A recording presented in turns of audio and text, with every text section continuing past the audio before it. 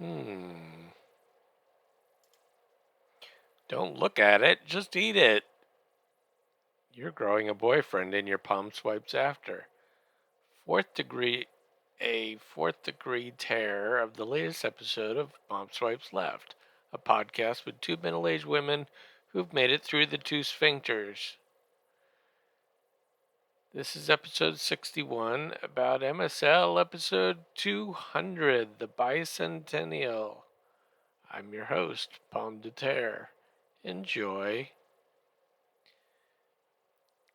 I have a feeling that every episode has taken a year off the lives of our beautiful hosts, which makes them something like negative 150, which would certainly explain their maturity level.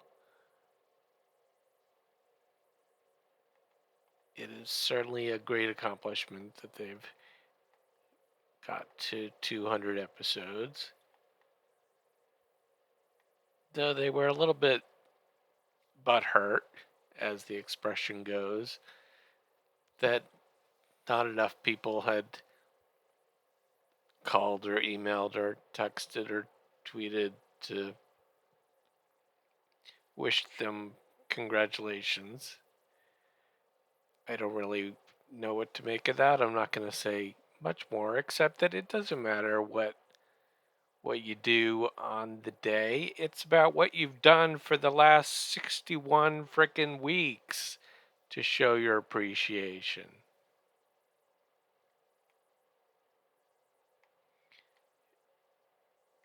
But Missy did send some fun gifts, and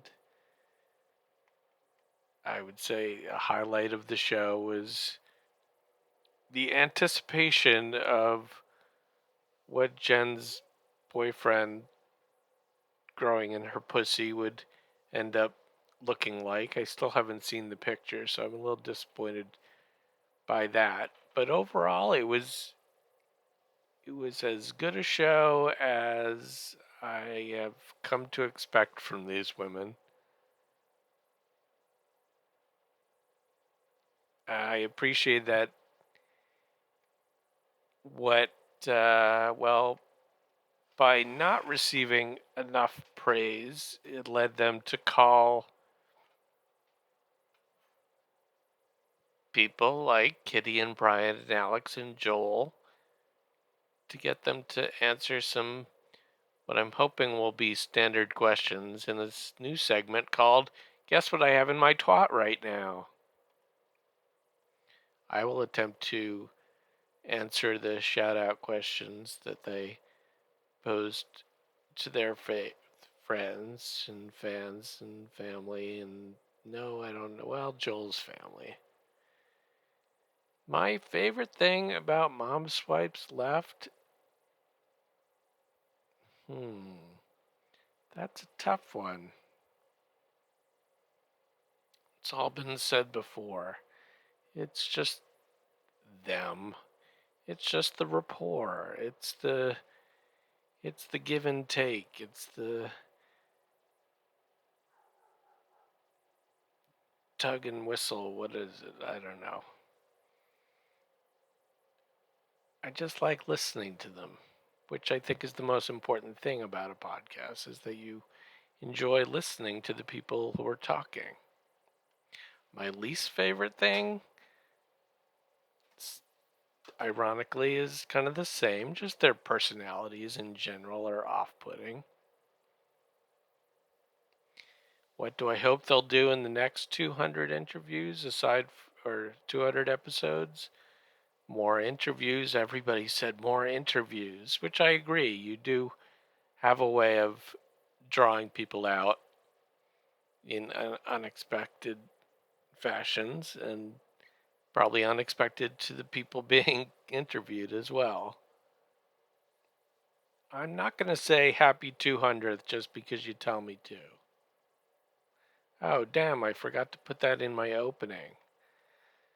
Really, two middle aged women who are 5 pounds of hair and 2 pounds of polyps and shit. That's actually my favorite thing about them, too. There was a nice segment of colonoscopy questions with Nurse Jamie, who is Russian but has a German accent for some reason. It's very educational. We learned that Jen is kind of proud of her tight ass hole. She sort of had a toilet baby while taking a pregnancy test, ironically.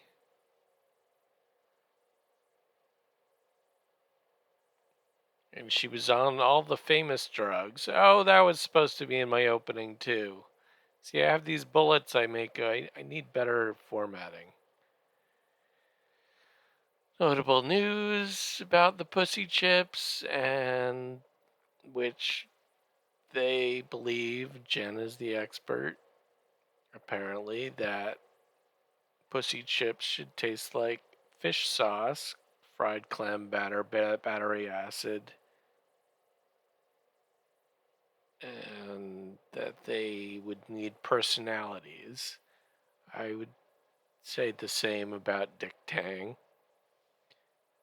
which they both thought should be kind of sour, like turned alfalfa sprouts. Asshole chips, interestingly, would be battery acid, and they'd need to be especially textured and slathered with Axe body spray. I don't quite get that. As usual, after pulling her boyfriend out of her hoo ha, Towser, Jen asked the question that she often does: Can you smell it? I would, but I wasn't there. Nobody invited me. And am my butt hurt? No.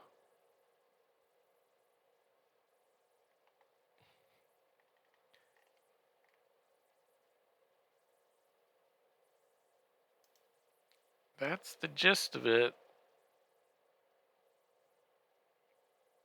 Here's to 200 more, God willing, if we all survive that long.